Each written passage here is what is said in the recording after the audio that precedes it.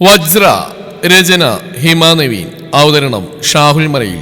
Editing Shereej Poonoor. നിർമ്മാണം PNR creations. Ebin, വേണ്ട, നമുക്കിപ്പം നാലാമനായി അവനെ നീ എഴുതി ചേർക്കണ്ട. അത് ഈ ജന്മം സംഭവിക്കാൻ ഞാൻ സമ്മതിക്കില്ല വജ്ര. ടേബിളിൽ കൈപ്പത്തിയുണ്ട് ശക്തമായി തട്ടി പ്രണവന്റെ രോഷം ഒതുക്കി നിർത്താൻ ശ്രമിക്കുന്നതിനൊപ്പം കണ്ണിൽ അല്പം നീർത്തുള്ളി പൊടിഞ്ഞിരുന്നു. തന്നോട് പറയാതെ തനിക്ക് ഇഷ്ടമല്ലെന്നറിയുന്ന കാര്യം അത്ര ലാഘവത്തോടെ അവൾ ചെയ്തതിലുള്ള നിറഞ്ഞ സങ്കടം എത്ര കടിച്ചമർത്തിയിട്ടും തികട്ടി വരുന്നു. എനിക്ക് എത്രമാത്രം വേദനിച്ചെന്ന് നീ അറിയണം വജ്ര. ഇനി ഒരിക്കൽ കൂടി നീ എന്നെ മറന്നു പോവാതിരിക്കാൻ നിന്റെ കൺവെട്ടുന്നതുകൊണ്ട് തന്നെ നിന്നെ കണ്ടില്ലെന്ന് അടിക്കും ഞാൻ. ബഷി ചോദിക്കുമ്പോൾ എനിക്ക് പറയാൻ ഉത്തരവുണ്ട്. നീ എനിക്ക് അത്രയ്ക്ക് വലിയൊരു ഇൻസൾട്ടാണ് തന്ന്. അപ്പോൾ നീ കാത്തു സൂക്ഷിക്കുന്ന രഹസ്യപ്പെടണോ? അതിലും വലിയൊരു ആഘാതം നിങ്ങൾ അറിയുന്ന ആർക്കെങ്കിലും ഉണ്ടാവുമോ? ബഷിയുടെയും അവളുടെ അവസ്ഥ എന്തായിരിക്കും? അതിനോളം വലുതാണോ വജ്ര ഇപ്പം ചെയ്ത്? 1000 കാഞ്ഞിരക്കുരുവിനോളം കയ്പ് നീര് തൊണ്ടയിൽ പശയായി അമർന്ന പോലെ അവന്റെ തൊണ്ടയിലേക്ക് ഒരു പുളിച്ചത് കെട്ടിൽ എത്തിച്ചുകൊണ്ട് മനസ്സ് അങ്ങനെ ഒരു ചോദ്യം ചോദിച്ചു. കണ്ണിറുക്കി അടച്ചു തുറന്ന് മനഃപൂർവ്വ ആ കാര്യത്തെ സ്വയം ന്യായീകരിച്ച് ഹൃദയത്തിന്റെ താളം വല്ലാതെ ഉലഞ്ഞിരുന്നു. മറ്റൊന്നും ഓർക്കുന്നില്ല ഞാൻ. ഒന്നും ഓർക്കേണ്ട എനിക്ക്. നീ എന്റെയാ. ഒരു നിമിഷത്തേക്കെങ്കിലും എന്നെ മറന്നെന്ന് ചിന്തിക്കാൻ എനിക്ക്. പല്ലിയേരി ചമർത്തി ചുണ്ടുമുറുക്കി പിടിച്ച് കാലുകൊണ്ടാണ് ടേബിളിന്റെ അടിയിലേക്ക് ആഞ്ഞൊന്ന് ചവിട്ടി. അവൻ നിന്നോട് മിണ്ടണ്ട. വേറെ ആരോട് ഫ്രണ്ട്ഷിപ്പായാലും വേണമെങ്കിൽ പോട്ടേന്ന് വെക്കാം. എബിൻ മാത്യൂസും മരിക്കോളം പ്രണവിന്റെ മനസ്സിനകലെ ആയിരിക്കും. അത് നീ മറക്കരുത് വച്ചറാ. മറക്കാൻ ഞാൻ സമ്മതിക്കില്ല. ഇടർച്ചയോടെ ഫോണിലേക്ക് നോക്കി വാശിയോടെ പറയുമ്പോൾ എബി എന്നവൾ വിളിക്കാറുള്ള ഓർത്ത് പറയാനറിയാത്തത്രയും അസ്വസ്ഥതയോടെ ഞെരിപിരി കൊള്ളുന്നുണ്ടായിരുന്നു പ്രണവിന്റെ തലച്ചോറ്. റെസിഡൻസ് അസോസിയേഷൻ വകയായുള്ള ഷട്ടിൽ കോർട്ടിൽ മാത്യുവും ഫ്രണ്ട്സും കളിക്കുന്നുണ്ടിരിക്കുകയായിരുന്നു ആ വൈകുന്നേരം. എബി, എന്റെ ഗിരിയാങ്കിലേ, ജയിച്ചിട്ട് നിങ്ങൾക്ക് ഇന്ന് വീട്ടിൽ പോകാൻ പറ്റുമെന്ന് എനിക്ക് തോന്നുന്നില്ല. പപ്പ ഇന്ന് ഫുൾ ഫോമിലാ. അതുകൊണ്ട് ബെറ്റ് ഒഴിവാക്കുന്ന നല്ലത്. ഷട്ടിൽ കണ്ടാൽ ഇങ്ങനെ ഭ്രാന്താ. എബിയുടെ സംസാരം കേട്ട് ചിരിച്ചുണ്ടാവുന്ന ഈ സൈറ്റ് അടിച്ച് ഗിരിക്ക് ഗുരുവിന് ഷോട്ട് കൊടുത്ത് അതും സക്സസ് ആയെന്ന് കണ്ട് ഇടത് കൈ മുഷ്ടി മടക്കി കൈ താഴേക്ക് ശക്തിയിൽ കുടഞ്ഞു യെസ് എന്ന ആവേശത്തോടെ പറഞ്ഞ മാത്യുവിനെ ഗിരി കണ്ണുരുട്ടി ചെറിഞ്ഞു നോക്കി. ആ നോട്ടം കണ്ട് എബി ചിരിച്ചുപോയി. ഒന്നുമോനെ മാത്താ, ഞാനിന്ന് ഇത്തിരി വീശിയോണ്ട് നീ രക്ഷപ്പെട്ടു. അല്ലേ എന്നെ പിടിച്ചാ കിട്ടില്ലായിരുന്നു. അതും പറഞ്ഞ് ഒരിക്കൽ കൂടി ശക്തമായി വീശിയടിച്ച് കോർക്ക് പാസ് ചെയ്തും കൃത്യമായി പ്രതിരോധിച്ചുകൊണ്ട് പൂച്ചി ചിരിച്ച് ഗിരിക്ക് അതിവേഗം ഒരു ഷോട്ട് കൊടുത്ത് തറവറ്റിച്ച് മാത്യൂസ് ഗർജിക്കുമ്പോൾ ഒരു ശബ്ദം ഉണ്ടായി കൂർപ്പിച്ച് നോക്കി. ചിരി അടക്കി പിടിച്ച് എബി ആവേശം മൂത്ത് നീട്ടിയൊരു വിസിലടിച്ചു. ഗിരി പല്ലിറുമ്പി രണ്ടിനെയും നോക്കി. ഒരിത്തിരി ഞാനും അടിച്ചിട്ടുണ്ടാ ഗിരിമോനെ. അതുകൊണ്ട് നീ ആ വർത്താനം പറയണ്ട. ഇന്ന് നിന്നെ വീട്ടിൽ വിടത്തിലടാ ഞാൻ. എവിടെ കിടന്ന് ഉറങ്ങിയാൽ മതി നീ ഇന്ന്. ഇരുവരുടെയും സംസാരവും പോരും കണ്ട് ചിരിയടക്കാൻ പാടുപെടുന്നുണ്ട് എബിയെ പോലെ ക്ലബിലുള്ള മറ്റുള്ളവരും. പപ്പ ഇന്ന് ഒത്തിരി സന്തോഷത്തിലാണെന്ന് എബിക്ക് അറിയാമായിരുന്നു. കാരണം അവന്റെ ഉള്ളിലെ ചെറിയൊരു സങ്കടം പോലും മാത്യൂസിനോ ചിത്രക്കോ ഉറക്കമില്ലാതാക്കും. കഴിഞ്ഞ ദിവസങ്ങളിൽ താൻ എത്രമാത്രം സ്ട്രെസ് അനുഭവിച്ചോ അത്രയും തന്നെ പപ്പയ്ക്കും അമ്മയ്ക്കും ഉള്ളിലുണ്ടായിരുന്നു എന്ന് അവൻ അറിയാം. പുറത്ത് കാണിക്കില്ല രണ്ടുപേരും. അമ്മയ്ക്കുള്ളിൽ പപ്പയും പപ്പയ്ക്കുള്ളിൽ അമ്മയും ഒരു കിളിക്കൂടൊരുക്കി പാർക്കുവാണ്. തന്നെ കാണിക്കാതെ അവരുടെ ഓരോ സങ്കടവും പരസ്പരം പങ്കിട്ടെടുത്ത് അവരതിനുള്ളിൽ ആശ്വാസം കണ്ടുപിടിക്കും. ഇന്നിപ്പോൾ കുറച്ചു നാളായി ഉണ്ടായിരുന്ന തന്റെ മുഖത്തെ സങ്കടവും നെഞ്ചിനുള്ളിലെ വീർപ്പുമുട്ടലും അവസാനിച്ച് മനസ്സ് സന്തോഷത്തിലെത്തിയപ്പോഴാണ് ഇരുവർക്കും ഉള്ളു തുറന്ന് സന്തോഷിക്കാനായത്. അതിന്റെ പ്രതിഫലനമാണ് പപ്പയുടെ എന്നത്തേക്കാളേറെയുള്ള ഈ എനർജി. സന്തോഷത്തിന് അല്പം കഴിച്ചിട്ടുണ്ട്, എപ്പോഴെങ്കിലൊക്കെ ഉള്ളൂ. അതിനി അമ്മയുടെ റിയാക്ഷൻ കണ്ട് ചിരി അടക്കി പിടിച്ചിരിക്കേണ്ടി വരും കുറച്ചു നേരം. ഓരോന്നാലോചിച്ച് ചെയറിലേക്ക് ചാഞ്ഞിരുന്നു. കണ്ണിലാ രൂപം പതിഞ്ഞു. ഷട്ടിൽ ബാറ്റ് പതിയെ വീശിക്കൊണ്ട് തന്റെ കണ്ണിലേക്ക്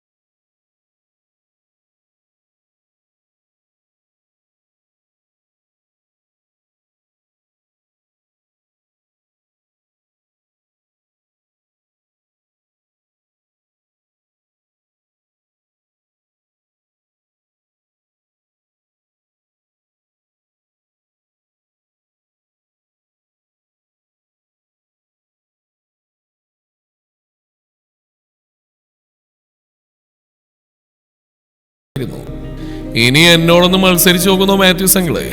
ഒന്ന് അറിഞ്ഞിരിക്കാലോ എനിക്ക്. ഈസി ആയിട്ട് എങ്ങനെ ശത്രുവിന്റെ ബലഹീനത മനസ്സിലാക്കി ജയത്തിലേക്ക് നുഴഞ്ഞു കയറാന്ന്. ഇത്രയും എക്സ്പേർട്ടായ അങ്കിളുടെ കോർട്ടിലുള്ള ഈ ട്രിക്സ് ഒക്കെ പിന്നീട് എപ്പോഴെങ്കിലും എനിക്ക് ഉപകരിക്കല്ലോ. ഒന്നുമില്ലെങ്കിൽ എബിന്റെ കോളേജ് മേറ്റല്ലേ ഞാൻ. എബിയുടെ കണ്ണിലേക്ക് നോക്കി അർത്ഥം വെച്ച് സംസാരിച്ചുകൊണ്ട് ഒരുതരം അർത്ഥം വെച്ച ചിരിയോടെ പ്രണവ് പറയുന്ന കേട്ടോ മാത്യൂസ് കണ്ണ് ചെറുതാക്കി നോയിച്ചിരിച്ച് തലയാട്ടി. എബിയെ നോക്കിയപ്പോൾ മുഖം ദേഷ്യം വന്ന് മുറുകിയിരിക്കുകയാണ്. അവൻ പറഞ്ഞ വാക്കുകളുടെ ധ്വനി വ്യക്തമായി മനസ്സിലായി. കണ്ണുകൾ മാത്രം ഉയർത്തി അവനും പപ്പയും നോക്കി. വീട്ടുകളേണ എന്നും അവനുമായി പറയുന്ന മാത്യൂസിനെ ചെറിഞ്ഞു നോക്കിയവൻ ഫോണിലേക്ക് തന്നെ ശ്രദ്ധ തിരിച്ചു. തന്നെ കൂസാത്ത എബിയുടെ ആ ഭാവം കണ്ട് ഉള്ളിലുള്ള ദേഷ്യം ഒന്നുകൂടി തിളച്ചു പ്രണവിന്. ഗിരിയേ, നീ അങ്ങ് മാറിക്കൊടുത്തേടാ, അവനൊന്ന് കളിക്കട്ടെ, പിള്ളേരല്ലേ. ബാറ്റ് കയ്യിലിട്ട് കറക്കി തന്നോട് പറഞ്ഞ മാത്യൂസിനെ നെറ്റി വിളിച്ചെന്ന് നോക്കി. എന്തെങ്കിലും പ്രശ്നമുണ്ടോ എന്നർത്ഥത്തിൽ ഗിരി കണ്ണുകൾ എനിക്ക് ചോദിച്ചപ്പോൾ ഒറ്റക്കൺചിമി മാറിക്കൊടുക്കിയ എന്നർത്ഥത്തിൽ മാത്യൂസ് മുഖമൊന്ന് അനക്കി. പ്രണവിന് ആകമത്ത് ഒഴിഞ്ഞു നോക്കി തലയാട്ടിക്കൊണ്ട് ഗിരി മാറി നിന്നു. പ്രണവ് മാത്യൂസിനെ നോക്കി പരിഹാസം നിറഞ്ഞ പുഞ്ചിരിയോടെ കയറി നിന്നു. എബിയെ കനപ്പിച്ചു നോക്കി ആദ്യ ഷോട്ട് വാശിയോടെ അടിച്ചതും മാത്യൂസ് അതിവേഗത്തിൽ അതിനെ പ്രതിരോധിച്ച് കടുപ്പമേറിയ മറ്റൊരു ഷോട്ട് പ്രണവിന് നേരെ തൊടുത്തു വിട്ടിരുന്നു. പക്ഷെ അവന് തടുക്കാനായില്ല. മാത്യൂസിന് ആദ്യ പോയിന്റ് വീണതും അപ്പുറത്തുനിന്ന് ഗിരി നീട്ടി വിസിലടിച്ചു. എബിയുടെ കണ്ണ് ഫോണിലാണെങ്കിൽ കൂടി അവൻ ചിരി ഒതുക്കി പിടിക്കുന്ന കൃത്യമായി പ്രണവ് കണ്ടു. അവന്റെ ഉച്ച മുതൽ ഉള്ളങ്കാൽ വരെ ദേഷ്യം അരിച്ചു കയറി. ആ ഭാഭേദങ്ങൾ ഓരോന്നും ഒപ്പിയെടുത്തിരുന്നു മാത്യൂസ്. ദീർഘശ്വാസമെടുത്ത് ഇടത് കൈയിൽ നിന്ന് വലം കൈയിലേക്കും തിരികെയും ബാറ്റ് പാസ് ചെയ്യുന്ന നേരം അയാൾ ഉള്ളിലൊരു തീരുമാനമെടുത്തിരുന്നു. പ്രണവിന്റെ വാശിയോടെയുള്ള ഷോട്ടുകൾക്ക് മുമ്പിൽ മാത്യൂസ് പരാജയപ്പെടുന്നതാണ് പിന്നീട് കാണാൻ കഴിഞ്ഞത്. സന്തോഷവും അഹങ്കാരം കൊണ്ട് പരാവർത്തി ശബ്ദമുയർത്തി പ്രണവ് അവന്റെ വിജയം ആഘോഷിക്കുമ്പോൾ എബി ഫോണിൽ നിന്ന് കണ്ണെടുത്ത് കാര്യം മനസ്സിലായതുപോലെ മാത്യൂസിനെ കൂർപ്പിച്ച് നോക്കി. സൈറ്റ് അടിച്ച് കാണിച്ചുള്ള ചിരിയാണ് മറുപടി കിട്ടിയത്.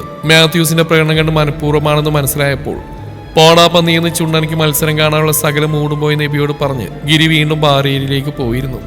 ജയിക്കുന്ന ഓരോ തവണയും പ്രണവ് എബിയെ നോക്കി ഗർവോടെ ചിരിക്കുമ്പോൾ പുച്ഛത്തോടെയുള്ള നോട്ട് എബി തിരികെ നൽകും. മാത്യൂസ് കാണുകയായിരുന്നു പ്രണവിന്റെ ശൗര്യവും എബിയോടുള്ള അവന്റെ ദേഷ്യത്തിന്റെ കടുപ്പവും. ചിന്തിച്ചു നിൽക്കെ പ്രതീക്ഷിക്കാതെ കണ്ണിന് മുമ്പിലേക്ക് പാഞ്ഞു വന്ന കോർക്ക് പരിഭ്രമത്തോടെ കൈകൊണ്ട് തടുക്കും മുമ്പേ പ്രണവിനെ മറച്ചുകൊണ്ട് തന്റെ മുന്നിൽ തടസ്സമായി എബി നിൽക്കുന്ന കണ്ട് അയാൾ പുഞ്ചിരിച്ചു. വലത് കൈക്കുള്ളിൽ കോർക്ക് ഞെരിച്ചു പിടിച്ച് രൂക്ഷമായി പ്രണവിനെ നോക്കുന്ന എബിയെ തോളിൽ തട്ടി തനിക്കരിയിലേക്ക് മാത്യൂസ് പിടിച്ചു നിർത്തി. പപ്പീനെയാണ് പോയിരുന്നേ, ഞാനൊന്ന് കളിച്ചു നോക്കട്ടെ. പ്രണവിൽ നിന്നും കണ്ണു മാറ്റാതെ ശബ്ദം കടുപ്പിച്ച് പറഞ്ഞ എബിയാണ് പൂച്ചിച്ചുകൊണ്ടും ചിരിച്ചു. വേണ്ടടാ, നിന്റെ മുറി വളകും, സമയം ഒരുപാടായി, ചിത്തു ഒറ്റക്കല്ലേ, നമുക്ക് ഇറങ്ങാം. മാത്യൂസിന് അറിയാമായിരുന്നു എബി തുടങ്ങി വെച്ചാൽ ഇനി അത് പ്രണവുമായുള്ള തല്ലിലേക്ക് കാര്യങ്ങൾ എത്തി നിൽക്കുമെന്ന്. പപ്പാ പറഞ്ഞനുസരിക്ക് എബി. ശബ്ദത്തിലെ ശാസനം മനസ്സിലാക്കി പ്രണവിനെ ഒരിക്കൽ കൂടി തറപ്പിച്ചു നോക്കി. മാത്യൂസിനോട് പരിഭവിച്ച് എബി ക്ലബിന്റെ ലിവിംഗിലേക്ക് നടക്കാൻ തുടങ്ങും മുമ്പേ നെറ്റിയിലെ മുറിവ് അല്പം ആഴത്തിലുള്ളതാണെന്ന് തോന്നുന്നല്ലോ. വല്ലാതെ വേദനയുണ്ടെങ്കിൽ അങ്കിള് പറഞ്ഞു തന്നെയാ ശരി. ഇനി കളിക്കണ്ട, മുറിവിളകി ചോര വരും. തോൽക്കെങ്കിലും മത്സരിക്കാൻ ഇനി ഒത്തിരി സമയമുള്ളതല്ലേ. വിരോധത്തിന്റെ തീ കൊളുത്തി നിൽക്കുകയായിരുന്ന പ്രണവ് അവന്റെ കണ്ണുകളിൽ. മാത്യൂസ് എബിയും പരസ്പരം നോക്കി ചിരിച്ചു. വജ്രയുടെ ചുണ്ടുകൾ തന്നെ നെറ്റിയിലാമർ നിമിഷത്തെ ഓർത്തുകൊണ്ട് പ്രണവിന് മുമ്പിലേക്ക് വന്നു നിൽക്കുമ്പോൾ നിന്നെ തോൽപ്പിച്ച് ഞാനെന്നോ വിജയിച്ചാണ് പ്രണവ് എന്ന ചിരി തിളങ്ങിയിരുന്ന എബിയുടെ മുഖത്ത്. ശരിയാ, ഇത്തിരി ആഴമുണ്ട് എൻ്റെ ഈ മുറിവിന്. അതുകൊണ്ട് ഏറ്റവും ആപ്റ്റായ അത്രയ്ക്ക് സ്ട്രോങ് ആയ മെഡിസിൻ തന്നെയാ പ്രണവ് എനിക്ക് കിട്ടിയതും. ഇനി അത് നീ കൈ കൊണ്ട് ഉരച്ച് പൊട്ടിക്കാൻ നോക്കിയാലും ഒരു നുള്ളു വേദന പോലും ഉണ്ടാവില്ല എനിക്ക്. അതൊക്കെ കരിഞ്ഞു തുടങ്ങിയപ്പോഴോ, അതുകൊണ്ട് അത് വിട്ടേര്. പിന്നെ മത്സരത്തിന്റെ കാര്യം. പല്ലിയരിച്ചമർത്തി തറപ്പിച്ചു നോക്കുന്ന പ്രണവിന്റെ തോളിൽ അവന്റെ എതിർപ്പ് വകവെക്കാതെ കൈയിട്ട് ചേർത്ത് നിർത്തുമ്പോൾ എബിയുടെ കണ്ണുകളിൽ പരിഹാസം നിറഞ്ഞിരുന്നു. എനിക്ക് നിന്നോടൊന്നൊരു മത്സരത്തിനും താല്പര്യമില്ല. ഞാനെന്തിനു മത്സരിക്കണം? നിനക്കുള്ള നിനക്കും എനിക്കുള്ള എനിക്ക് മാത്രവും. നല്ല ബോധ്യമുണ്ട് എനിക്കത്.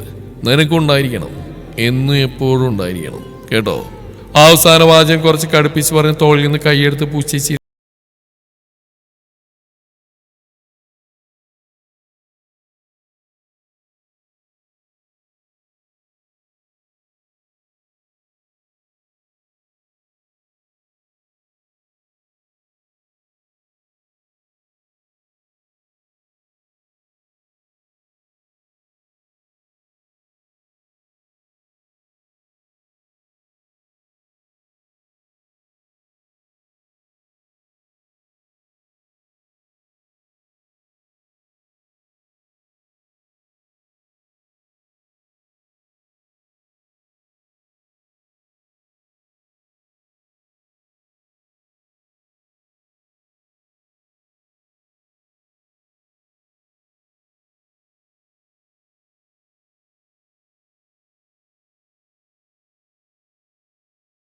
സത്യം പറഞ്ഞു, നീ ആ പറഞ്ഞതിൽ എന്തോ ഉണ്ട്.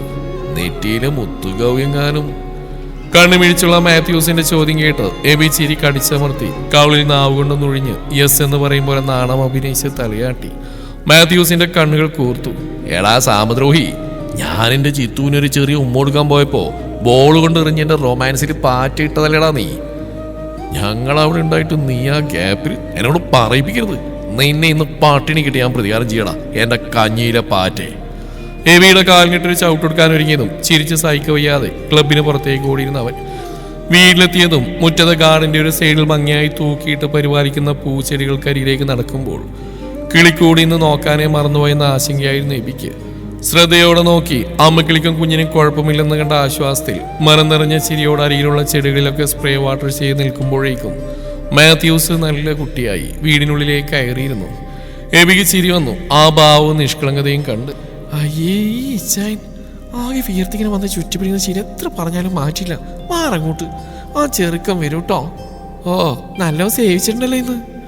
കണ്ണൂർപ്പിച്ച് ഉന്തി തള്ളി മാറ്റാൻ നോക്കുമ്പോഴും ചിത്രയുടെ ചുണ്ടിലൂർന്ന കുറുമ്പ് ചിരി കാണുന്നുണ്ടായിരുന്ന മാത്യൂസ് കുസൃതിയോടെ അയാൾ ഒന്നുകൂടി ചേർത്ത് പിടിച്ചു. അധികം ഒന്നുമില്ലടോ, ഒരേ ഒരെണ്ണം. അത് നമ്മുടെ എബിക്കുട്ടന്റെ സന്തോഷത്തിന്റെ വക.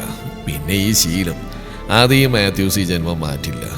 എന്റെ ചിത്തൂനെ അല്ലേ, എന്റെ മാത്രം ചിത്തൂനെ. നെറ്റിൽ തലോടി കാവിളെന്ന് ചുണ്ടിയർത്തും ചിത്ര ചിരിച്ചുകൊണ്ട് രണ്ട് കൈ കൊണ്ട് മീശയിൽ പിടിച്ചെന്ന് വലിച്ചു.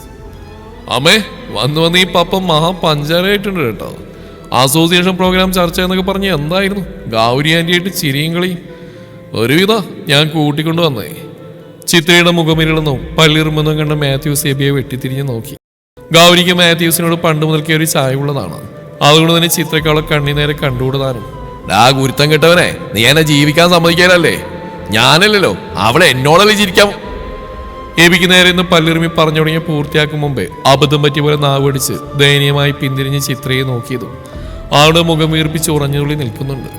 എബി ചിരി സഹിക്ക വയ്യാതെ മുകളിലേക്ക് ഓടുമ്പോൾ മോളെ ചിത്തു ഈ ചായം പറയുന്നു എന്നൊക്കെയുള്ള പപ്പയുടെ അപേക്ഷയും വാതിൽ ശക്തിയായി അടക്കുന്ന കേട്ടു. ചിരിച്ചു മറിഞ്ഞാണ് കിടക്കയിലേക്ക് വീണത്. ഫോൺ പോക്കറ്റിൽ നിന്നെടുത്ത് വജ്രയുടെ ഫോട്ടോയിൽ അമർത്തി മുത്തി. പപ്പയും അമ്മയും എന്തൊരു മനോഹരമായിട്ടാണ് പ്രണയിക്കുന്നത് അറിയോ വജ്ര നിനക്ക്? നമുക്കും അതുപോലെയാണോ? പരസ്പരം ജീവനും ശ്വാസവുമായി ഒന്നിച്ചൊരു പുഴ പോലെ. അങ്ങനെ നേരത്തെ ശബ്ദത്തിൽ പറഞ്ഞുകൊണ്ട് പതിയെ കണ്ണുകൾ അടച്ചു. കൈയെത്തി പിടിച്ച് ഐപോഡ് ഓൺ ചെയ്ത് കണ്ണുറക്കാതെ തന്നെ ഏതോ പാട്ടിൽ വിരലമർത്തി. ഒഴുകി വന്ന ഈണം അവന്റെ ഹൃദയതാളം തെറ്റിച്ചു. നെറ്റിയിൽ അവളുടെ ചുണ്ടുകൾ അമർന്ന നിമിഷം ഹൃദയം നിന്നുപോയെന്ന് പോലും തോന്നി. ആ തണുപ്പിൽ മരവിച്ച പോലെയുള്ള വിറങ്ങിലിച്ചിരുന്നു. മനസ്സ് കൈപ്പിടിയിൽ നിന്നും കുതിറിയപ്പോൾ സ്നേഹം നിറഞ്ഞു കവിഞ്ഞൊഴിയ നിമിഷം കൈപ്പിടിച്ച് വലിച്ചു തിരികെ നെറ്റിയിൽ മധുര സമ്മാനം നൽകുമ്പോൾ വിറച്ചുപോയ ആത്തരങ്ങൾ കൺകോണിൽ കാണുകെ നെഞ്ചിനെ ഉലച്ചത് എത്ര നേരം. വജ്ര, എനിക്കൊപ്പം ഇവിടെ നീണ്ടായിരുന്ന ആ നിമിഷങ്ങൾ അതത്രയും ആകാശമേറി പറക്കുകയായിരുന്നു എൻ്റെ മനസ്സ്. പപ്പ അമ്മയ്ക്ക് വാരി കൊടുക്കുന്ന പോലെ നിന്നോട് ഞാൻ ആ സ്വാതന്ത്ര്യം കാണിച്ചപ്പോൾ നീ ചമ്മിൽ ഒളിപ്പിച്ചിട്ടുണ്ട്. എൻ്റെ വിരൽ നിന്റെ ചിരിയുടെ തണുപ്പറിഞ്ഞ നിമിഷം നിന്നോടുള്ള ഇഷ്ടം കെട്ടുപൊട്ടിച്ച് പുറത്ത് ചാടുന്നത് പേടിച്ചു പോയിരുന്നിടി. ഞാൻ ഇറങ്ങുമ്പോൾ വാശിയോടെ നിന്റെ ചെറുവരിൽ വിടാതെ പിടിച്ചത്, പകരമായി ആരും കാണാതെ ചെറുതായി നുള്ളി നീ എന്നെ വേദനിപ്പിച്ചത്,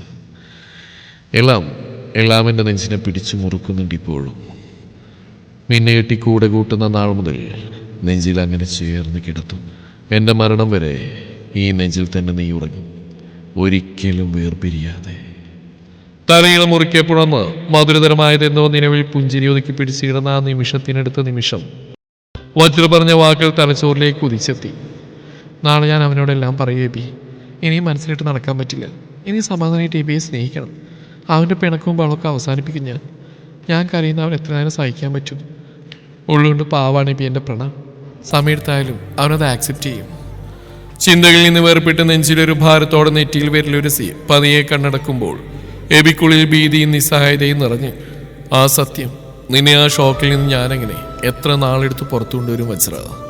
ഇനി എന്നാണ് നമ്മൾ ഇന്നത്തെ പോലെ മനസ്സറിഞ്ഞ് സന്തോഷിക്കുക?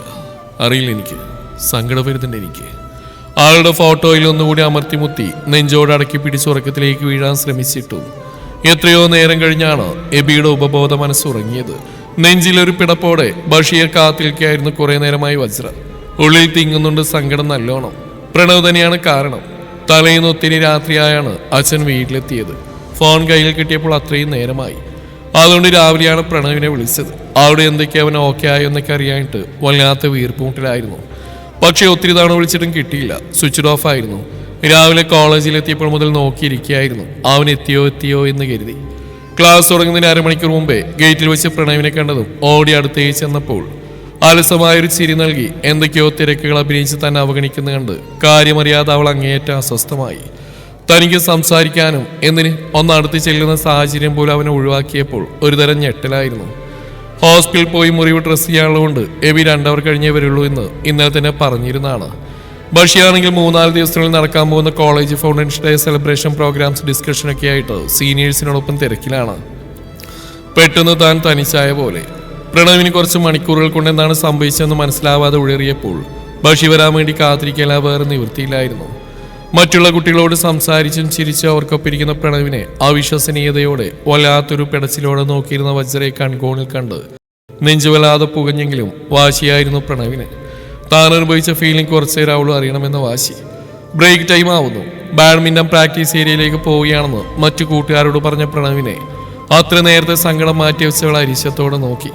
മറ്റൊന്നും ചിന്തിക്കാതെ അവന് പുറകിലായി ഓടിപ്പോയി പുറത്ത് പിടിച്ചു വലിച്ച് തനിക്ക് അഭിമുഖമായി നിർത്തുമ്പോൾ വജ്രയുടെ കണ്ണിൽ ദേഷ്യവും സങ്കടവും എത്ര കണ്ട് ജ്വലിച്ചെന്നിരുന്നോ അത്രയധികം തന്നെ പ്രണവിന്റെ കണ്ണിലുണ്ടായിരുന്നു കലി. കുറച്ച് മണിക്കൂറുകൾ കൊണ്ട് നമുക്കിടയിൽ എന്താണ് സംഭവിച്ചത് അറിഞ്ഞേ പറ്റൂ എനിക്ക്. നീ കാട്ടിക്കൂടുന്നൊക്കെ എന്തിന്റെ പേരിലാണെന്ന് അറിഞ്ഞിട്ട് ഞാൻ ഇവിടുന്ന് ഒരു അടി അനങ്ങും. വീറോടെ പറഞ്ഞവളുടെ കൈത്തണ്ടിൽ അടുത്ത നിമിഷം തന്നെ പ്രണവിന്റെ കൈമുറുകി. അറിയില്ല, നിനക്കൊന്നും അറിയില്ലല്ലേ? എനിക്ക് ഇഷ്ടമുള്ളതായിട്ട് അവന്റെ വീട് തേടി നീ പോയത് ഞാൻ അറിയില്ലെന്ന് കരുതി നീ അല്ലേ? ആദ്യമായിട്ടുള്ള പ്രണവിന്റെ ആ രൗദ്രഭാവം കണ്ട് പകച്ചിന്ന് പോയി വജ്ര. എടാ അത് എബിക്ക്. അതുകൂടി കേട്ടതും പ്രണവിന്റെ സർവ്വനിയന്ത്രണം നഷ്ടപ്പെട്ടിരുന്നു. എന്റെ പെണ്ണവന്റെ ഒരു കാര്യത്തിൽ ഇടപെടുന്ന എനിക്ക് ഇഷ്ടമല്ല. ആ അലർച്ചയിൽ കേട്ട വാക്കുകളുടെ അർത്ഥം ഗ്രഹിച്ചതും ശരീരമാകെ ആഞ്ഞു പതിച്ചൊരു മിന്നലിൽ ഓരോ അണവും പൊള്ളലേറ്റു വെന്തുപോയതുപോലെ പിടഞ്ഞുകൊണ്ടവൾ 2 അടി പുറകിലേക്ക് വേച്ച് നിന്നുപോയി. തുടരും ഈ കഥയുടെ ബാക്കി ഭാഗം നാളെ ഇതേ സമയം.